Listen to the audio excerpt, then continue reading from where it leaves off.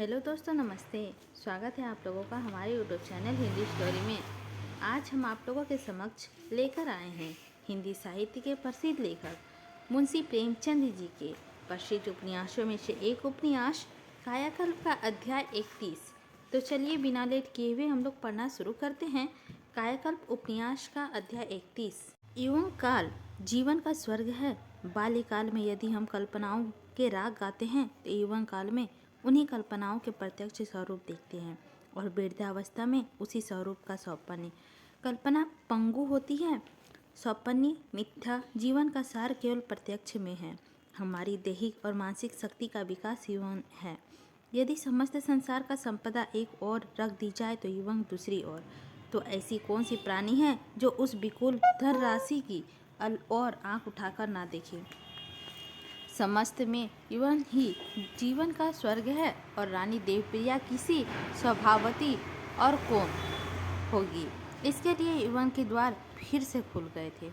संध्या का समय था। देवप्रिया एक पर्वत की गुफा में एक शिला पर अचेत पड़ी हुई थी। महेंद्र उसके मुख की ओर आशापूर्ण नेत्रों से देख रहे थे। उसका शरीर बहुत दुर्बल हो गया था, मुख पीला पड़ गया था और आंखें भीतर घुस गई थी, जैसे कोई यस्मा का रोग हो। यहाँ तक का उन्हें सांस लेने में कष्ट होता था। जीवन का कोई चिन्ह है तो उनके नेत्रों में आशा की झलक है। आज उनकी तपस्या की अंतिम दिन है। आज देवप्रिया का पुनर्जन्म होगा। सूखा हुआ वृक्ष नौ पर्वतों से लहराएगा। आज फिर उसके युवन सरोवर में लहरें उठेगी। आकाश में कुसुम खिलेंगे। वह बार बार उसकी चेतना सुनी। हृदय पर हाथ रखकर देखते ही कि रक्त संचार होने में कितनी देर है और जीवन का कोई लक्षण ना देखकर व्यग्र हो उठते हैं। उन्हें भय हो रहा है, मेरी तपस्या निष्फल तो ना हो जाएगी। एकाएक महेंद्र चौंक कर उठ खड़े हुए। आत्मोल्लास के मुख चमक उठा। देवप्रिया की हस्त्र मंत्रिया के जीवन में कोमल संगीत का कंपन हो रहा था। जैसे वीणा की अस्फुट स्वर्गों से सैनी सैनी गान की स्वरूप प्रस्फुटित होती है, जैसे मेघमंडल में सैनी सैनी इंदु की उज्जवल छवि प्रकट होती हुई दिखाई देती है, उसी भांति देवप्रिया के श्रहीन संज्ञाहीन प्राणहीन मुखमंडल पर जीवन के स्वरूप अंकित होने लगी है। एक क्षण में उसके नीले अंधेरों पर लालिमा छा गई। आंखें खुल गई। मुख पर जीवन श्री का विकास हो गया। उसमें एक निकल अंगड़ाईली और विस्मित नेत्रों से इधर उधर देखकर शीला सैनिया से उठ बैठी। कौन सा कह सकता था कि वह महानिद्रा की गोद से निकल कर आई है। उसका मुख चंद्र अपनी स्वलोक कलाओं से आलोकित कर रहा था। वह वही देवप्रिया थी जो आशा और भय से कांपता हुआ हृदय लिए आज से 40 वर्ष पहले पितागिरी में आई थी। वही युवन की मधुरी था, वही नेत्रों को मुंद करने वाली छवि थी, वही सुधा में मुस्कान, वही सुकोमल कांत। उसे अपने पोर पोर में नए जीवन का अनुभव हो रहा था, लेकिन कायाकल्प हो जाने पर भी उसे अपने पूरे जीवन की सारी बातें याद थी। वृद्धव काल की विलासिता भीषण रूप धारण करके उसके सामने आ खड़ी थी। एक क्षण तक लज्जा और गिलिनी के कारण वह मुंह से कुछ बोल ना सकी। अपने पति को इस प्रेमाशय तपस्या के सामने उसका विलासमय कितना घृणित, कितना लज्जाप्रस्त था। महेंद्र ने मुस्कुराकर कहा, प्रिय, आज मेरा जीवन सफल हो गया। अभी एक क्षण पहले तुम्हारी दशा देखकर मैं अपने दुस्साहस पर पछता रहा था। देवप्रिया की प्रबल इच्छा हुई कि स्वामी के चरणों पर सिर रख दूं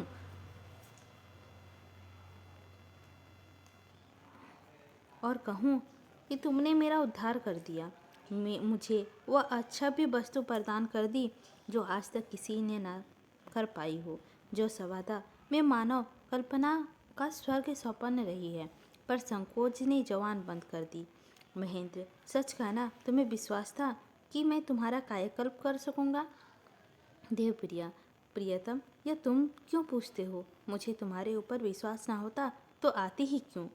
देवप्रिया को अपने मुख छवि देखने की बड़ी तीव्र इच्छा हो रही थी। एक शीशे के टुकड़े के लिए इस समय वह सब कुछ ना दे डालती। सहसा महेंद्र फिर बोले, तुम्हें मालूम है इस क्रिया में कितने दिन लगे? देवप्रिया, मैं क्या जानूं कि कितने दिन लगे? महेंद्र, पूरे 3 साल। देवप्रिया, 3 साल? 3 साल से तुम मेरे लिए यह तपस्या कर रहे हो? महेंद्र, 3 क्या, अगर 30 साल भी तपस्या करनी पड़ती तो मैं ना घबराता। देवप्रिया ने पूछते हुए पूछा। तो न होगा कि कुछ दिनों के लिए 4 दिन की चटक चांदनी, फिर अंधेरी पाक हो जाए। महेंद्र, नहीं प्रिय, इसकी कोई शंका नहीं। देवप्रिया, और हम इस वक्त कहाँ हैं? महेंद्र, एक पर्वत की गुफा में। मैंने अपने राज्याधिकारियों मंत्री को सौंप दिए और तुम्हें लेकर यहाँ चला आया। राज्य की चिंता में पड़कर मैं सिद्धि प्राप्त नहीं कर सकता था। तुम्हारे लिए मैं ऐसे ऐसे राज्य त्याग कर सकता था।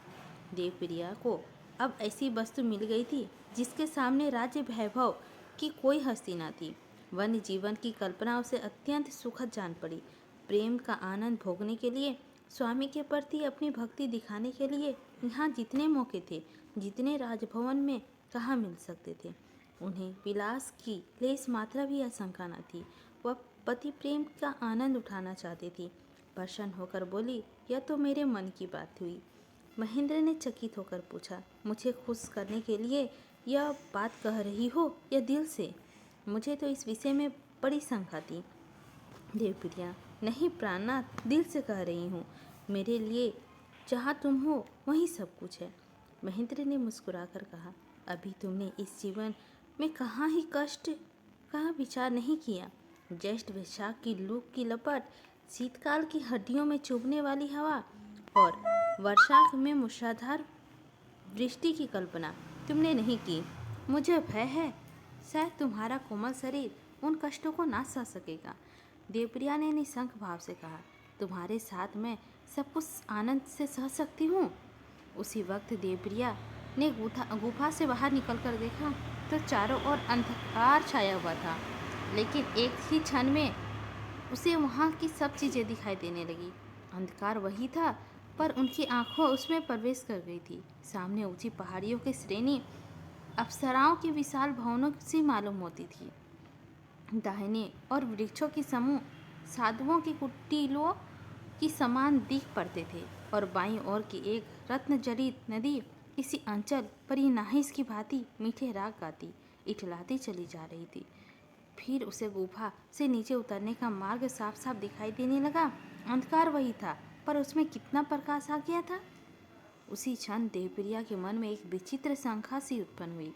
मेरा यह निकृष्ट जीवन कहीं फिर से सर्वनाश ना कर देगा। इसी के साथ हमारा 31वां अध्याय समाप्त होता है। नेक्स्ट अध्याय में हम लोग 32 कवर करेंगे। लेते हैं दोस्तों आप लोगों से विदा। मिलते हैं बहुत जल्द आप लोगों के समक्ष अध्याय 32 लेकर।